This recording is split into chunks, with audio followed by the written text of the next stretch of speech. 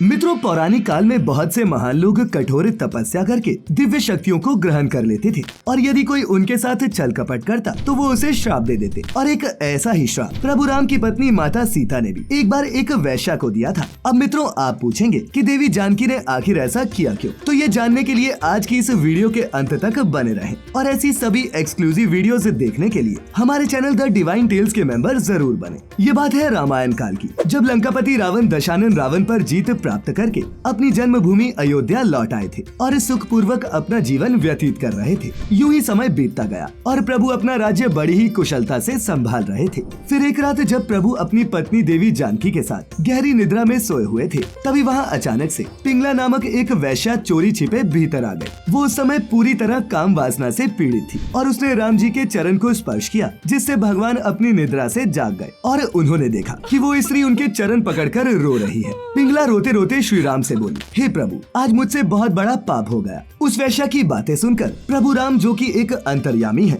उन्हें फौरन इस बात का पता चल गया कि वो काम वासना से पीड़ित है। भगवान राम ने उस वैश्या से कहा, सुनो देवी, मैं जान गया हूँ कि तुम काम पीड़िता हो, परंतु मैं इस जन्म में विवाहित हूँ और मेरा प्यार सिर्फ और सिर्फ मेरी पत्नी के लिए है। मैं एक पत्नीव्रत व्यक्ति हूँ और अपनी पत्नी के अलावा मैं किसी भी अन्य स्त्री के साथ संबंध बनाने की सोच भी नहीं सकता।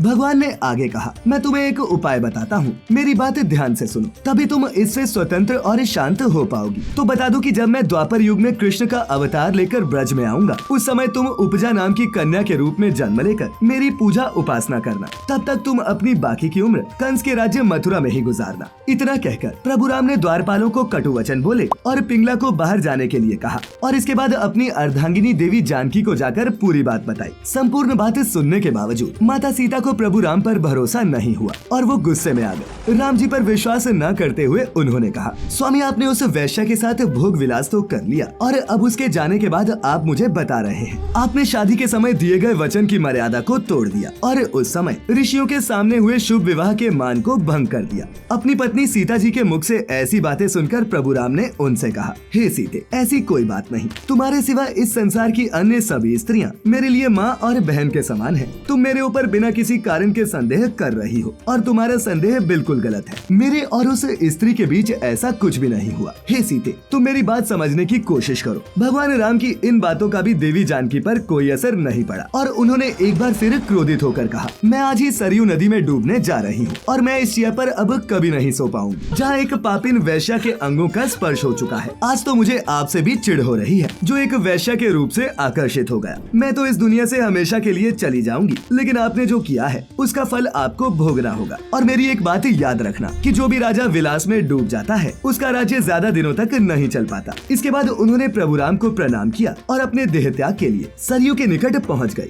भगवान राम विचलित हो गए और उनके पीछे पीछे दौड़ पड़े। देवी जानकी सरयू में छलांग लगाने ही वाली थी कि प्रभु राम ने उन्हें पकड़ लिया। वो उन्हें अत्यंत स्नेह और प्यार भाव से बोले, हे सीते, मैं आपसे विनम्र निवेदन करता हूँ कि मेरी बात सुन लो। तुम कहो तो मैं शपथ लेता हूँ, जैसा आपके मन में विचार है वो बिल्कुल भी उचित नहीं और ऐसा कुछ भी नहीं हुआ। कृपया आप मेरी बात पर भरोसा करो। यदि आप ऐसा करोगे तभी तुम्हारे मन में जो संदेह उत्पन्न हुआ है उसका नाश हो पाएगा। इसके बाद प्रभु राम ने फौरन दासी को आदेश दिया कि जाओ लक्ष्मण को यहाँ बुला कर लाओ। प्रभु राम के आदेश पर वह लक्ष्मण जी तुरंत आ गए। तब भगवान राम ने अपने अनुज से कहा कि कुलगुरु वशिष्ठ को पूरे आदर सत्कार के साथ यहाँ लेकर आओ। फिर जैसे ही शेषनाग अवतार लक्ष्मण का रथ ऋषि वशिष्ठ के आश्रम पहुँचा और उन्हें ये पता चला कि आधी रात के समय लक्ष्मण पधारे हैं, तो वो और उनकी अर्धांगिनी अरुंधति चौंक गए। इसके बाद लक्ष्मण ने अपने कुलगुरु को प्रणाम करते हुए कहा, हे गुरुदेव, बड़े भ्राता ने आपको स्मरण किया है, कृपया आप मेरे साथ तुरंत चले। ऋषि वशिष्ठ समझ गए कि बिना किसी मुख्य कारण के प्रभु राम ने उन्हें याद नहीं किया होगा। वो लक्ष्मण जी के साथ चलने के लिए तैयार हो गए और रथ से दोनों ने प्रस्थान किया। इसके बाद दोनों अयोध्या के राजभवन के अंदर पहुँचे। गुरु को देखते ही प्रभु राम ने उनके चरण स्पर्श किए और एक दिव्य आसन पर उन्हें बैठा दिया और धीरे धीरे पूरी बात समझाने लगे। साथ ही उन्होंने अपनी पत्नी जानकी द्वारा कही गई बातों को भी मुनिवर को बताया। भगवान राम ने जानकी के सामने उनके चरणों पर हाथ रखकर बताया कि सीते, आप जैसा सोच रही हैं वैसा कुछ भी नहीं है। तुम्हारे अलावा मेरा किसी भी स्त्री से कोई संबंध नहीं।